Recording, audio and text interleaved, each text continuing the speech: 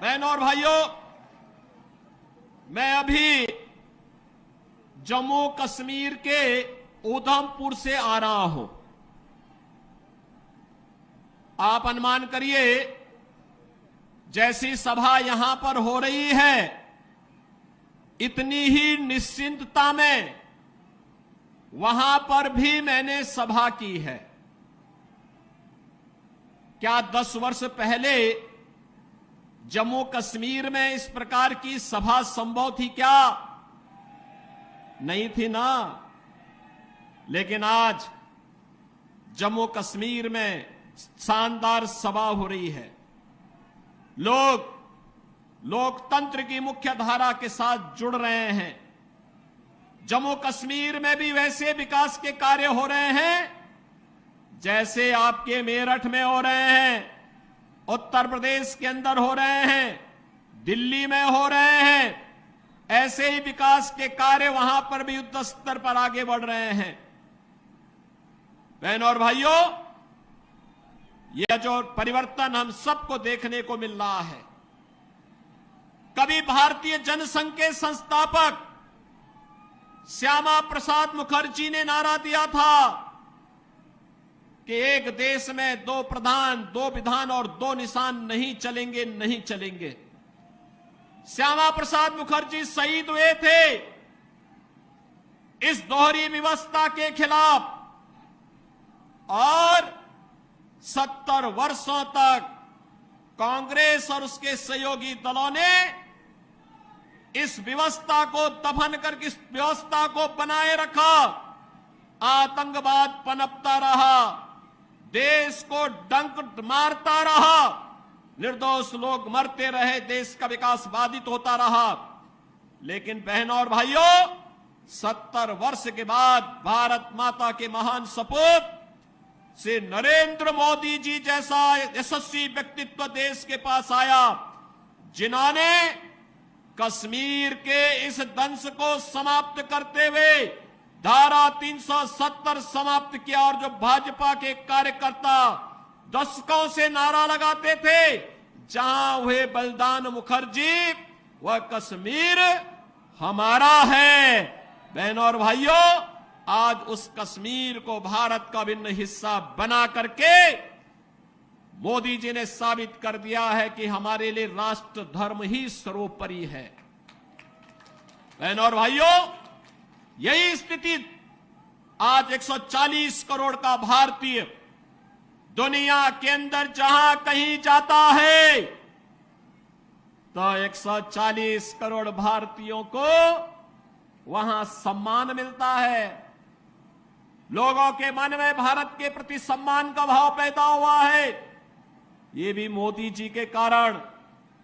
बहनों और भाइयों, सीमाएं सुरक्षित हुई हैं।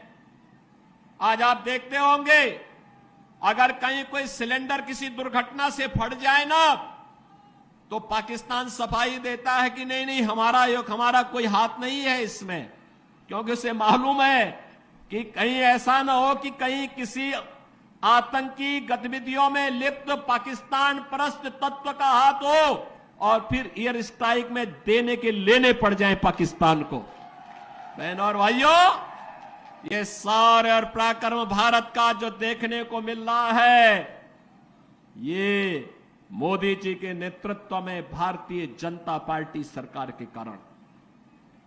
देश के अंदर इंफ्रास्ट्रक्चर का जो कार्य हुआ, highway, railway, metro, expressway, IIT, IIM, medical college, और मेरठ को तो कहना ही क्या है।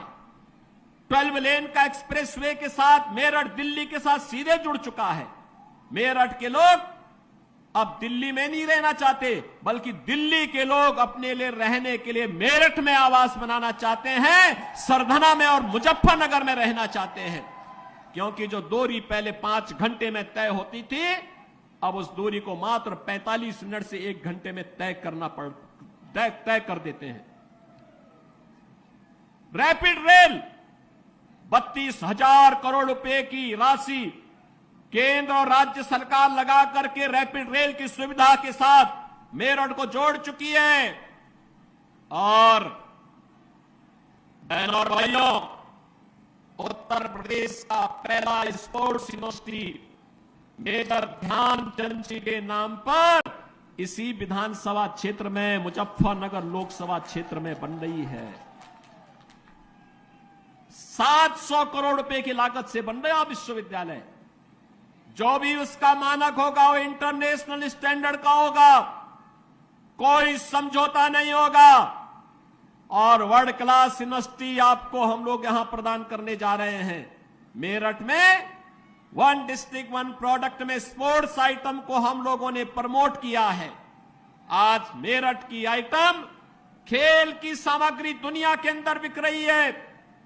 बहनों और भाइयों, मैं आप सबसे ये कहने के लिए आया हूं, एक तरफ विकास और दूसरी तरफ लोक कल्याण और गरीब कल्याण के कार्य।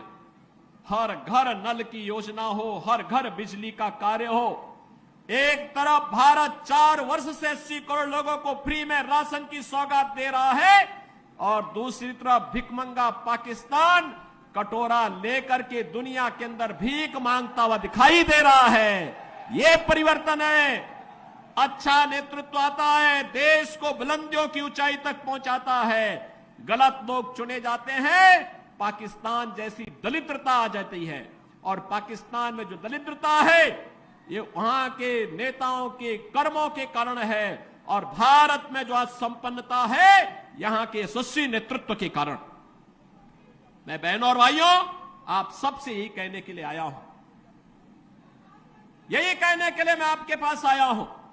ये जो परिवर्तन आपको देखने को मिल रहा है मेरठ में, पश्चिमी उत्तर प्रदेश में, जो लोग गुमराह करने का कार्य कर रहे हैं, ये वही लोग हैं जिन्होंने संगीत सोम और संजीव बालियान को जेल के अंदर डाल करके यहां की जनता को कर्फ्यू में झोंकने का काम किया था।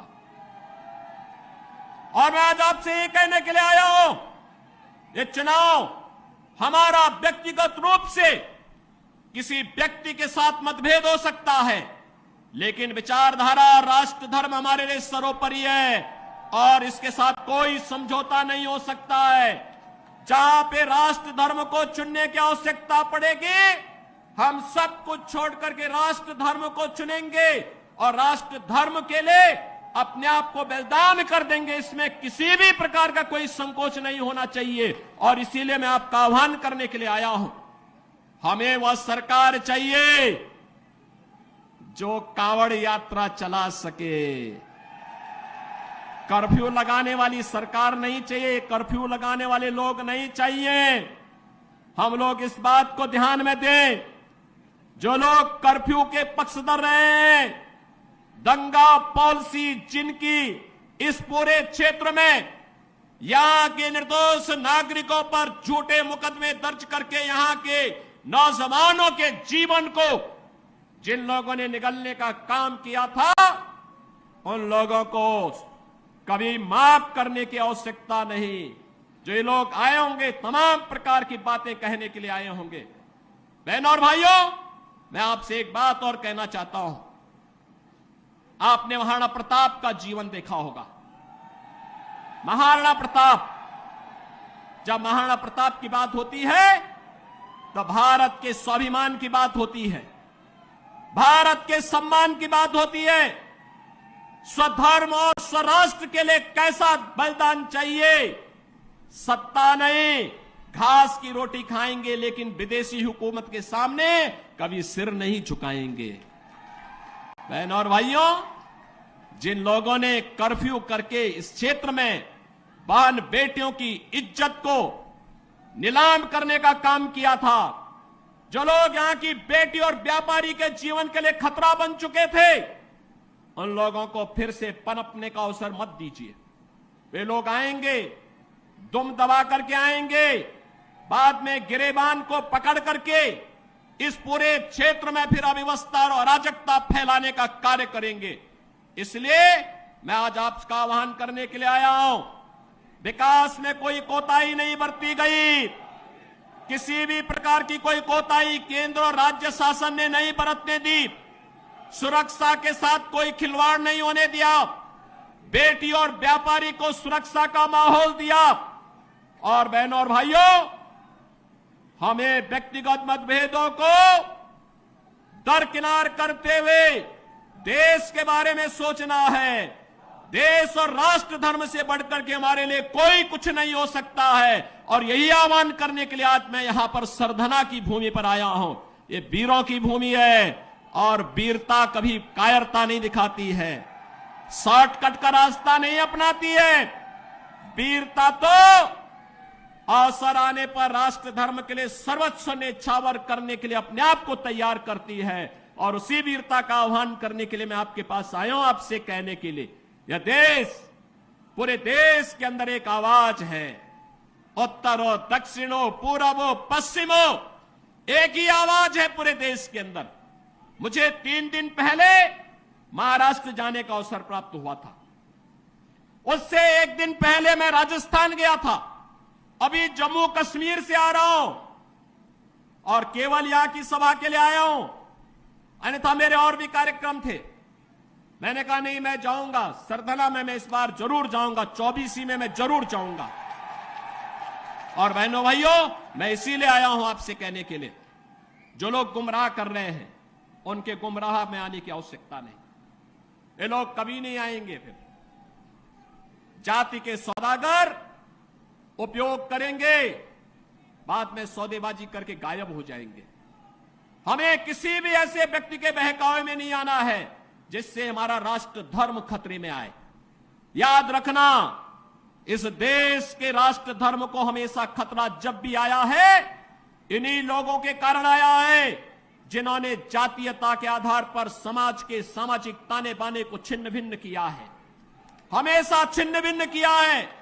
और बहनों और भाइयों, मैं आपको इस बात के लिए आश्वस्त करता हूं कि कोई माए के लाल बाल बांका नहीं कर सकता है। सुरक्षा की इतनी पुख्ता व्यवस्था हमने की है यूपी के अंदर।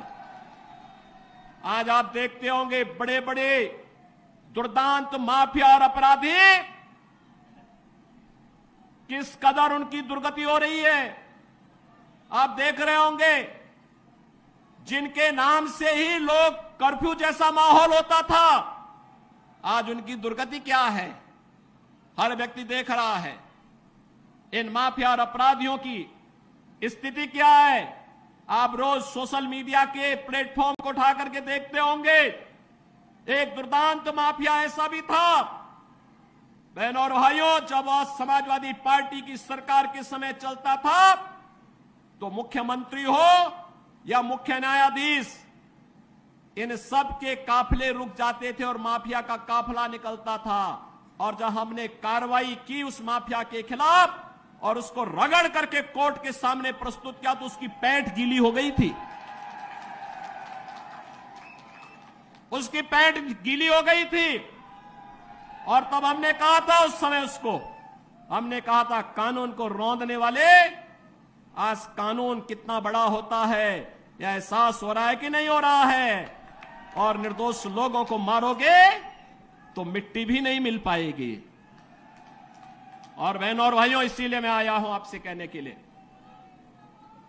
देखो, जिनकी गर्मी हम शांत कर चुके हैं उनको गर्म मत होने दीजिए। अब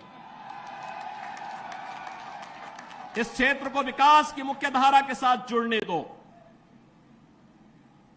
उनकी सबकी गर्मी शांत हो गई है, वे गए काम से।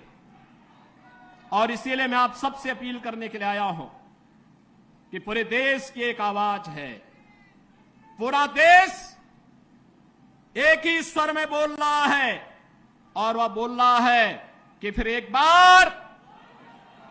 बार मोदी सरकार, फिर एक बार, थोड़ा जोर से बोलिए, यहां की आवाज दिल्ली तक पहुंचाइए, फिर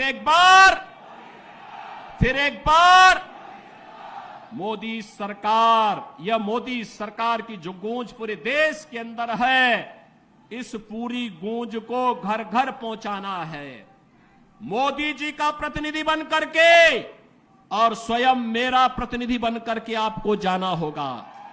सहमत हैं? सहमत हैं? हमें कमल चुनाव चिन्ह देखना है, हमें कमल चुनाव चिन्ह देखना है। आप सहमत हैं? सभी लोग सहमत हैं? बहनों और भाइयों, सरधना विगत चुनाव में संजीव बालियान जितने वोट से जीते थे उसके दुगने वोट से जिताने की जिम्मेदारी सरधना को मैं दे रहा हूं।